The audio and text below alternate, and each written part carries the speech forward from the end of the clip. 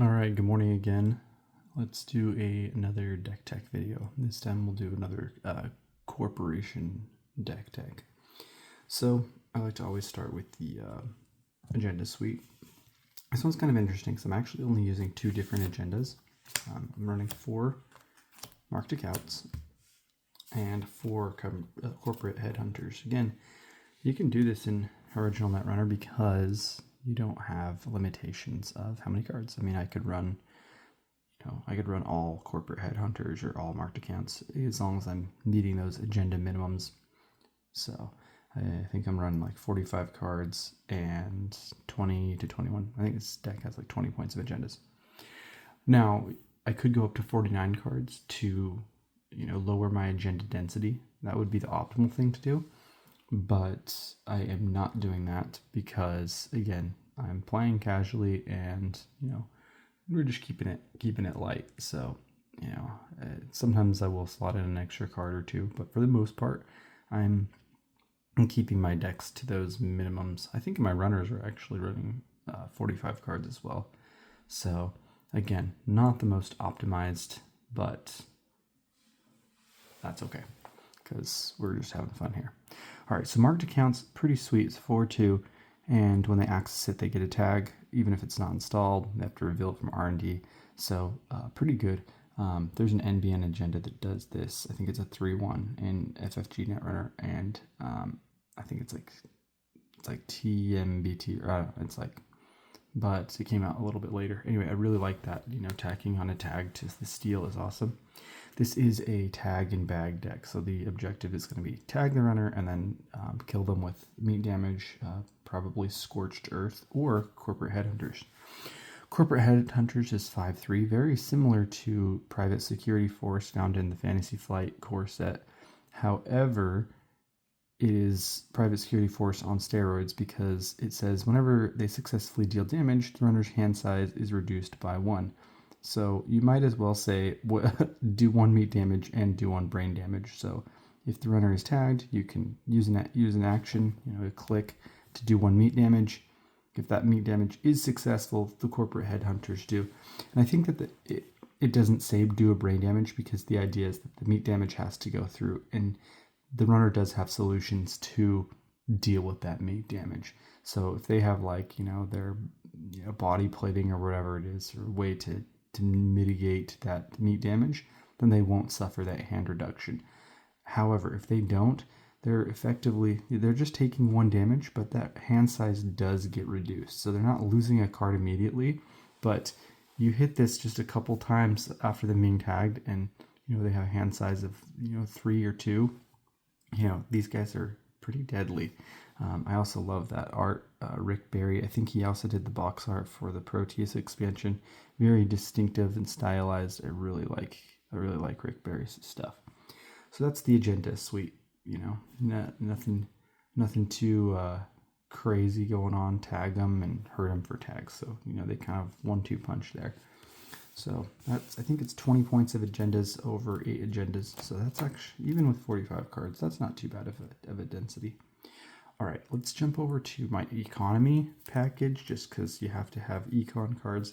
With my corporation decks, my default is at least 12 cards, but I think I'm actually running 15. So we're running 4 HoloVid campaign. This is very similar to Pad campaign in original Netrunner, or not in Fantasy Flight Netrunner.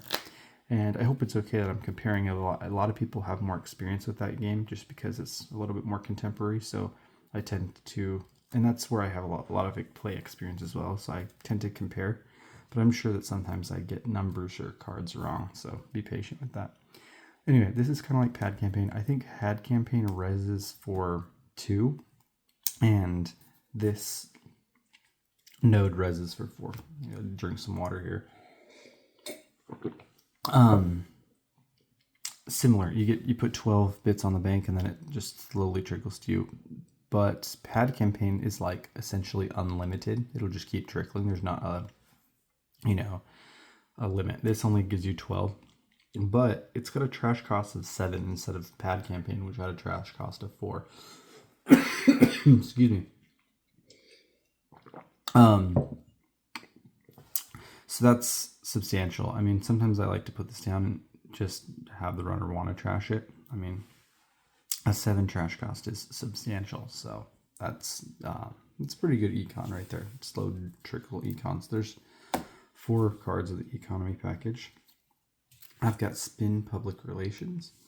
This is kind of a clickable economy, so res is for 1, trash is for 4. You can click it to use its action to put 3 bits from the bank on it, and then it'll slowly trickle. So it's got that slow drip economy. So you really only need to hit each one once before it empties itself, and then you reload it. But you get 1 or 2 of these going, getting 1 or 2 credits, not having to use actions to get those, that's pretty good. Again, even if the runner goes and trashes it, that's 4 bits they don't have. That's awesome.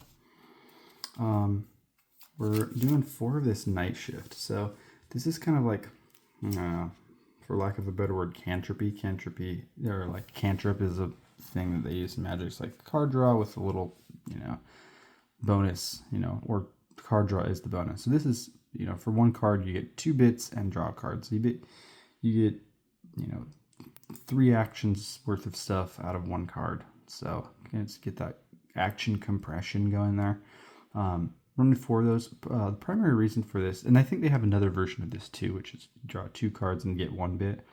But I wanted money, but we really want to get some extra card draw in this corporation deck because we want to draw into our Flatline package, which is, our meat damage sources, or if we have our meat damage in hand, we want to grab our tag sources.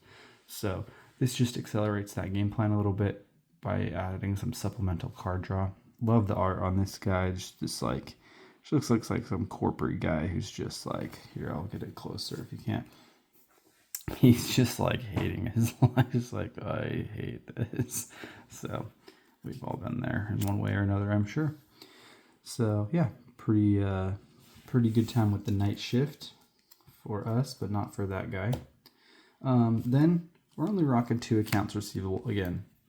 Like, this is a great card. It's hedge fund. It's, you could run really as many of these as you want, and it would probably, you could just do 12 of those and your economy is probably okay for the game. But again, I like to try and balance these decks.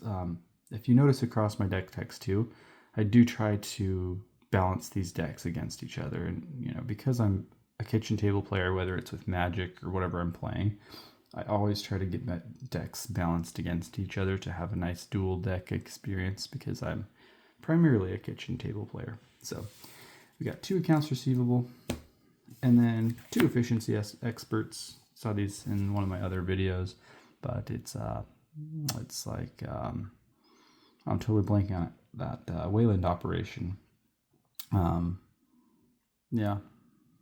Get 3 bits. Standard fare. Okay, so now on to more fun stuff. So we got through the agenda package, which that corporate headhunters is pretty fun. We got through our economy package, and now let's take a look at the ice suite. And I use the word suite and package kind of interchangeably. I think I read that terminology in an article once, and it just kind of like rooted itself. So I hope that's not annoying as I repeat those, nomenclature or whatever. Okay, Rock is Strong. I believe this is a rare card. Res is for 6, but it's a 5 strength wall with 1 end the run subroutine. Pretty good. You'll find that in original Netrunner, like, on ice, having 5 strength was like very good. Like, it's definitely a substantial thing. So, and I mean, this one's almost 1-to-1, ratio. So, like, you get 5 strength for 6 plus an end the run subroutine. So, really, really solid piece of ice. Rock is Strong. It's very good. I believe that's a rare. Wall of Static. Classic. Yeah, 3 res, 2 strength. Similar stat line to thresholds to Rock is Strong, where it's like, for how much you're spending versus how much you're getting. Rock is Strong, I think it's just slightly better, which probably makes it rare. Keeper, Code Gate. I'm rocking 4 of these guys. And they're on subroutine. good stats on this. 4 strength, 4 res. So really solid stats for the code gate there.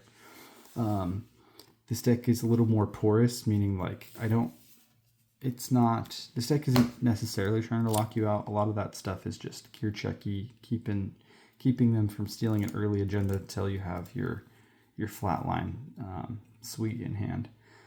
The rest of my ice here is going to be tag ice. So we've got fetch, res for 0. That's always awesome. Strength of 3, but it's got a trace. The trace limit's pretty low on it. It's trace limit 3. If successful, you can give the runner a tag. So if they don't have any link cards, awesome. You're set to go. You just freaking spend 1 bit and then you're good. Again, to reiterate those trace mechanics, I don't want to tell you wrong now, but I'm pretty sure. So it's like the trace limit, in this case, the trace limit would be 3.